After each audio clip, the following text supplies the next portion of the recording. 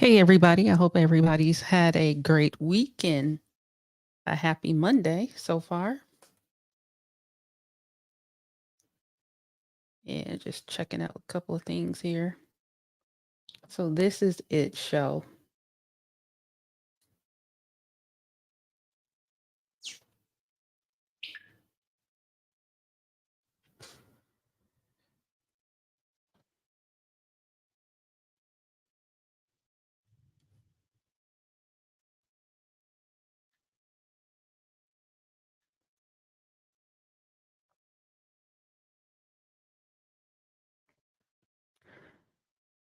I hope everyone is doing okay today. I'm not going to be on here long. I'm not going to wait for anybody to come on either, but I do want to just talk to you briefly about a couple of things that has been on my heart lately.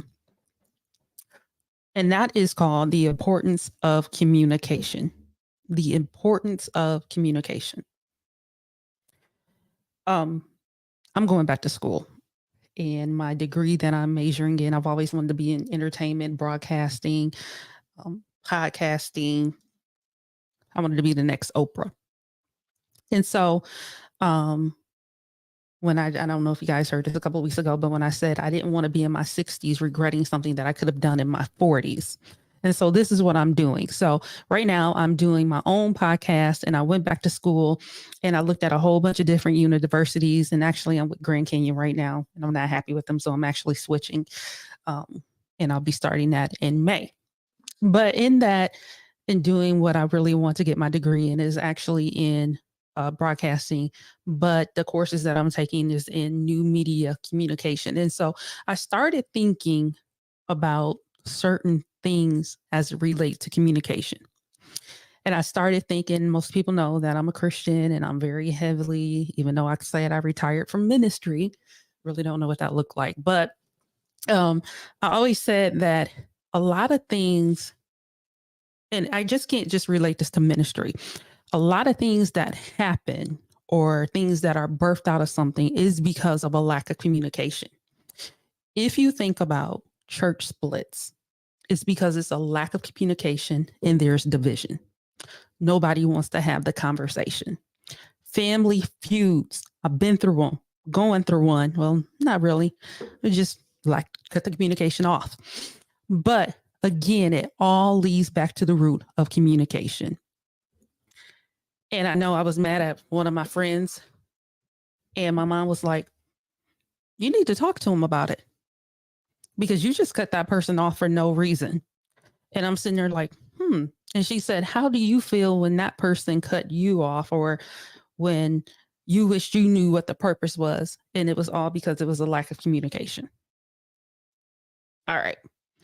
So, what is the lack of communication? Is not having conversations, not acknowledging something, not talking about something that should be garnered to help promote somebody um, to something they need to know. Perfect example. My mom was at the airport, and she bought me something to eat, but she bought it being nice and friendly. But me, I was like, I don't want this. And I think if we had communicated to let her know, like, hey, I don't want something to eat right now, that would have saved her from spending her money on me and doing something nice. But she was trying to surprise me. Perfect.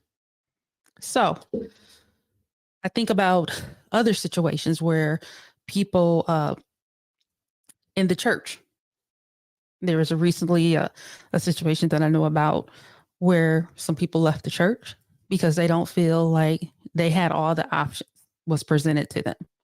And so that caused the division.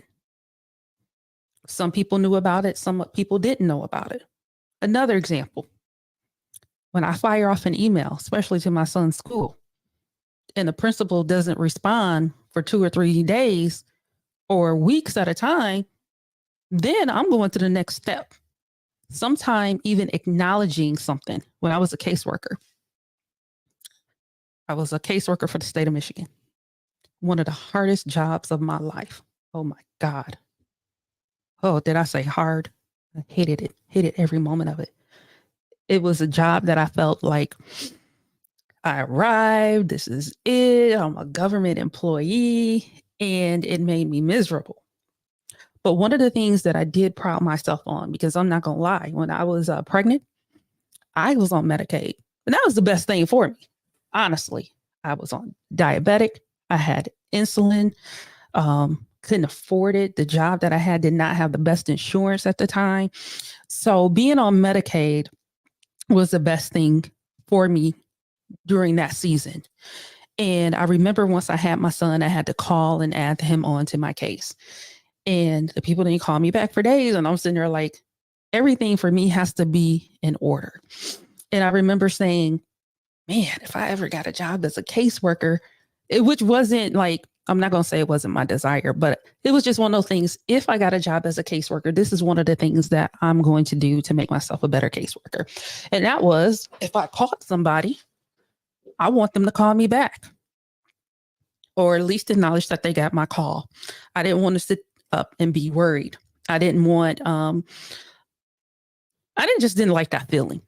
And so my cousin told me apply for the job. I applied for the job, got the job. This is maybe about 3 years ago, 2021. Yeah. So 3 years ago, I got the job.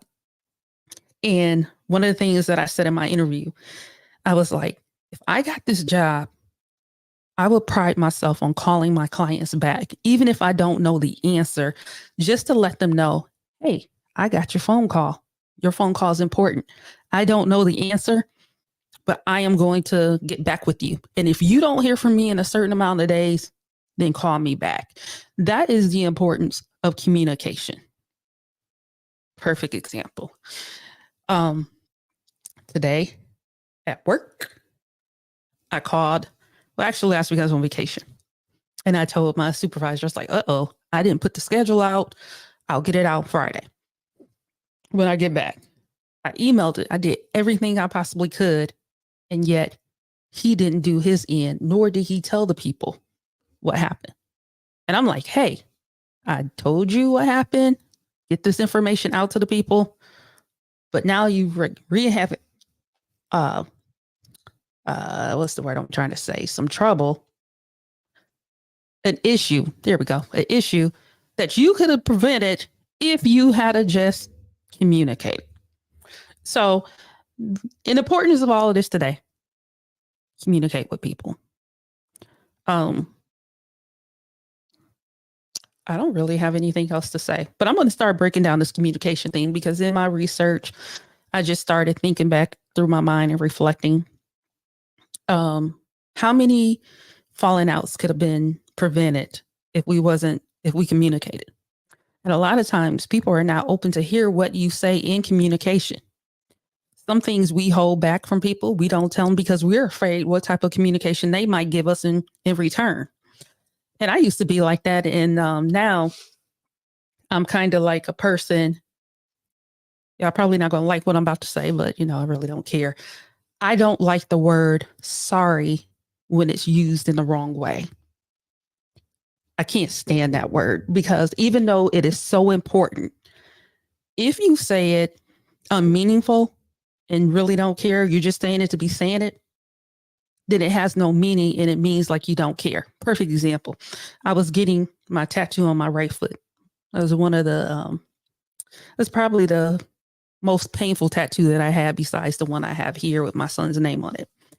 But as soon as she put that needle in, I swear my blood pressure jumped to like 300 over 299. It was just that bad. And the girl's like, sorry. And I was sitting there like, you really don't mean that sorry. You're just saying it to say it. My son got in trouble the other day. He's like, sorry, Mom, but I said sorry. Sorry, Mom, but I said sorry. And I'm like, that sorry doesn't mean nothing, because you already knew what you were going to do. It was going to get you in trouble. It seems like when people misuse the word sorry, they'll sit there and say, okay, I'm going to do what's wrong anyway, and then I'm going to ask for forgiveness later. I don't like that. And so that's why when I say sorry, I make sure that it's very meaningful. So let me go back to the part what I was about to say. Um, I've came to a point in my life where I try to watch what I say and say it with meaning, and then not be too apologetic about it and say it, I'm sorry. That's probably a mean thing to say. I had a conversation with my mom, and I probably told her something and she didn't like it. And I said, you know what? I'm not sorry for what I said to you. I mean everything that I just said. I'm not sorry at all. I'm sorry the way you took what I said out of context, or I am sorry that the message that I was trying to convey did not come across clearly. But what I said is meaningful. And so now in my life, after August 25th, people come up to me and say, you change. I want the old Brittany back. I want this. And I'm like, trying to work on the old Brittany. But then I was like, you know what? I don't even like the old Brittany. I'm going to do me. I'm not going to change myself for anybody because they don't like the way I communicate. I'm tired of living in somebody else's shadow. So that's where I'm at. I came to that conclusion last week. Like, if you don't like what I have to say, don't listen. I don't know. That is I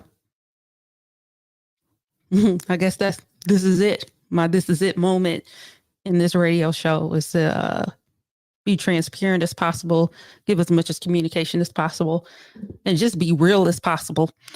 And my little communication efforts might have been different, or I noticed things that even now with people, I don't carry on too much conversations with people anymore. I don't really like, this is funny. I really don't like talking that much. Believe it or not, wanting to be a radio host, wanting to get up and do speeches and do that. But actually, every time I press that mic to go live or get up and stand up in front of a group of people, I'm like terrified. But I feel like I'm just rambling right now, but this feels pretty good anyway. But again, this is all about a communication and just some things that I wanted to talk about, and just making sure that going forward, acknowledge. And I think if anything that I want to say today in this show, I just got off a meeting and it was acknowledge somebody that you're communicating. Go up front and be honest with what you're trying to say to somebody. I've always looked at what I said to a degree of that person's perspective and feelings, but at the same time, I don't want to sugarcoat how I feel either. And I think that's what the problem with today. We're tiptoeing around situations. We're not getting to the root of the problem. And it's just so much stuff that's being built up that needs to be separated. And we're not communicating the issue. So that's all I got on here to say. Communication is very important. And just make sure, like, when you get ready to cut off somebody, how would you feel when you do that? Be open and honest with people in your communication. Let people know what you want to do. Yes, I see that question. Yes, I did call people once I got that job. I think I explained that kind of earlier. Yeah, I did call people and let them know if they left me a message and if I didn't know it. The question with the caseworker job, but yep, that is one of the hardest jobs ever.